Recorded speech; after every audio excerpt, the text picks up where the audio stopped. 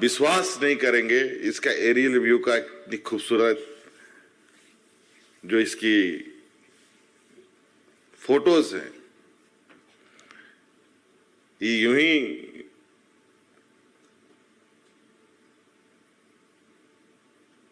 देश आजाद होने के बाद लोगों ने इतना बड़ा परिकल्पना उस समय किया। आज इतने बड़े परिसर को बनाने के लिए मुझे नहीं लगता है कि कोई सोच भी पाता होगा, लेकिन हमारे दूरदर्शिता लोग रहे हैं इस देश के अंदर जिन्होंने ऐसे ऐसे चीजें सोची जिस सोच को आज के दिन में भी हमारे इतिहास के पन्नों पर सुनहरे अक्षरों पर लिखा रहता है। आज जरूर हम इतने तेजी से आगे बढ़ रहे हैं, अलग अलग क्षेत्रों में आगे बढ़ रहे हैं, लेकिन साथ साथ में कई समस्याओं को भी हम लोग जन्म दे रहे हैं।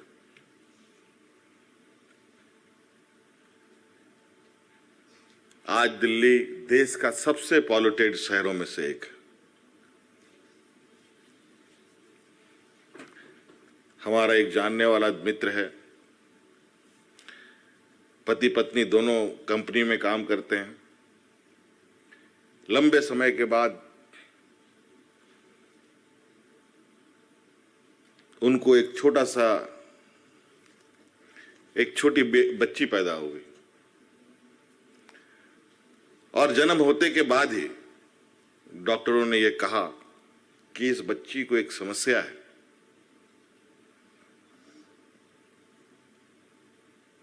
कि उसको इस दिल्ली के वातावरण से दूर रखना होगा, अन्यथा ये बच्ची बचेगी नहीं। बहुत बड़ा समस्या। अब स्थिति ये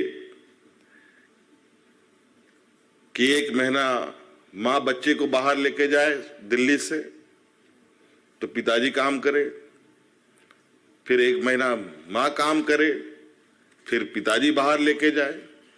क्योंकि अब बड़े शहर में बिना पति पत्नी के काम किए बगैर तो गुजारा भी ना चलने वाला। आप अंदाजा लगा सकते होंगे कि उस परिवार पर किस तरीके से मुसीबतें आती होंगी। तो पर्यावरण, जलवायु परिवर्तन पर आज बड़ी बड़ी गोष्ठियां हो रही है, लेकिन परिणाम सिफर।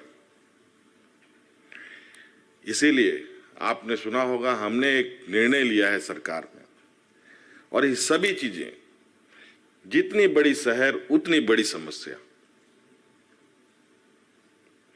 गांव में इतनी समस्याएं नहीं है। हाँ, अगर बिजली पानी नहीं है आज के समय में सभी को, ये एक ऐसी चीज है कि जहां आवश्यकता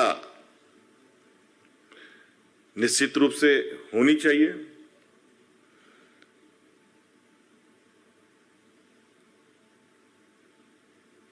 मैं जब कहीं जाता हूं तो मैं ये सोचता हूं कि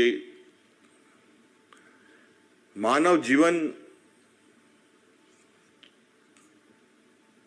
आज जिस तरीके से आगे बढ़ रहा है, अगर उसको हम व्यक्तिगत रूप से संतुलित नहीं कर पाए, ये सरकार के कानून नियम बनाने से कुछ नहीं होने वाला। जब तक आम व्यक्ति के बीच में सिविक सेंस नहीं जगेगा, तब तक बदलाव असंभव है। और हम करते भी हैं, कहीं कहीं इसका उदाहरण भी हमारे पास रहता है, लेकिन आम जिंदगी में हम बेपरवाह हो जाते हैं। अभी ये जो गेतलसूर डैम है, मुझे बताया गया है कि 1950 के बाद ये गेतलसूर डैम खत्म। उसके बाद इसका उपयोग खेती बाड़ी और घर बनाने के लिए हो जाएगा। इतना अधिक डिसिल्टिंग हो चुका है और कई गंदगी भी बढ़ी है। शहर के सारे बड़े बड़े तालाब सूखने की कगार पर हैं और इन सब का वजह है बड़ी बड़ी सड़कें बनना, रेलवे लाइन बिछना, जो पानी के स्रोत हैं उन सारे चीजें को हम अपने तरीके से इधर से उधर कर देते हैं। इसका आकलन होना चाहिए। अभी कल परसों हमारे यहाँ नीति आयोग आई थी, हमने पूछा, मैं सबसे अधिक परेशान भारत सरकार के पीएसयू से रहता हूं, क्योंकि यहां पर सबसे अधिक काम अधिक करती है तो भारत सरकार के उपक्रम काम करती है। माइनिंग क्षेत्र में सीसीएल हो, बीसीसीएल हो, ईसीएल हो और उसमें कुछ प्राइवेट प्लेयर्स भी हैं।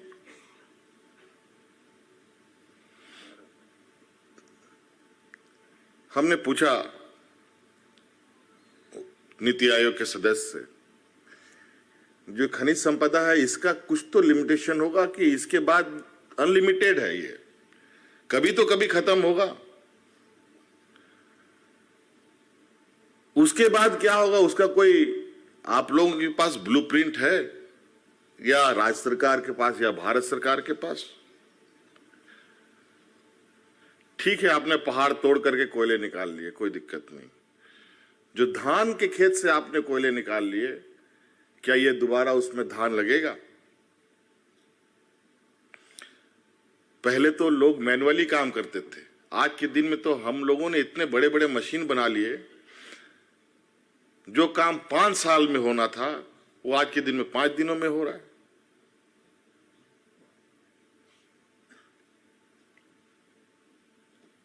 तो जहां हम 100 साल की परिकल्पना कर रहे हैं, हम तो अब 25 साल के बाद हमारा इस राज्य में क्या बचेगा ये मैं नहीं समझ सकता, मैं बताने की स्थिति पे नहीं हूं।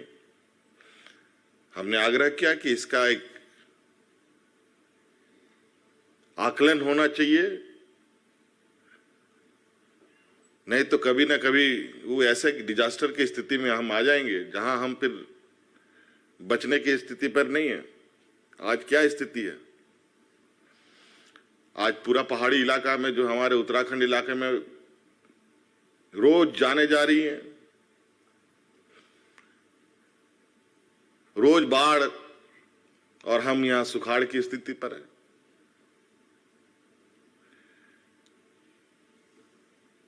ये सारे मैन मेड प्रॉब्लम्स हैं। मैन मेड डेवलप का भी हम रास्ता तय करते हैं और ये प्रॉब्लम्स को भी हम क्रिएट करते हैं। तो प्रॉब्लम्स को भी, हर चीज का नेगेटिव और पॉजिटिव 2 एस्पेक्ट्स होते हैं। कभी भी नेगेटिव अकेले नहीं चल सकता, कभी भी पॉजिटिव अकेले नहीं चल सकता। इसीलिए कोई भी काम हम करें तो उसके दोनों पहलू पर हमें गंभीरता से विचार करना चाहिए, उसके बाद ही आगे हमें कदम रखना चाहिए।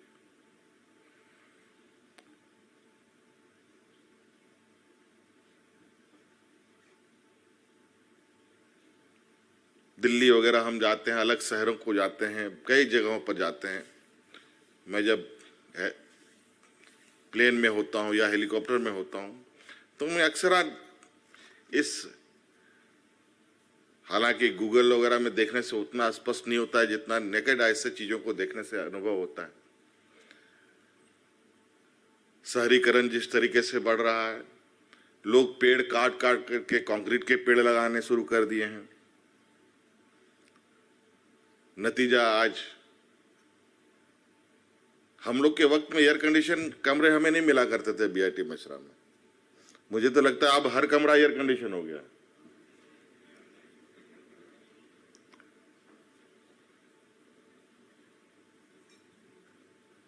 समय तो उल्टा घूम नहीं सकता है, लेकिन जरूर थोड़ा सा हम उसमें कुछ जोड़ जरूर सकते हैं जिससे हम थोड़ा राहत ले सकते हैं।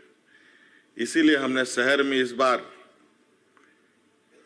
एक ऑफर दिया है आम जनों को कि 1 पेड़ लगाओगे 5 यूनिट बिजली फ्री दूंगा मैं लोग।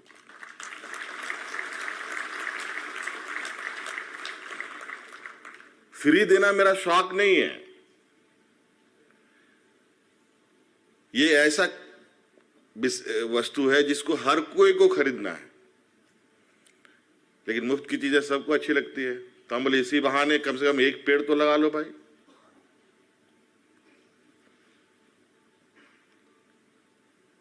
और ये आज नहीं कल सबको इस विषय पर चर्चा करना पड़ेगा, विचार करना पड़ेगा।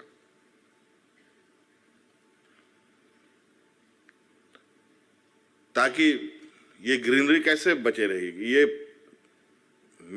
हम लोग जब हुआ यहाँ इस प्राइमेसेस में हुआ करते थे उस समय, और जो हमारे जो सीनियर लोग यहाँ उपस्थित हैं उस समय, मतलब शाम ढलने के बाद इस रास्ते से कोई गुजरने का हिम्मत नहीं करता था, इतना घना जंगल। लेकिन अब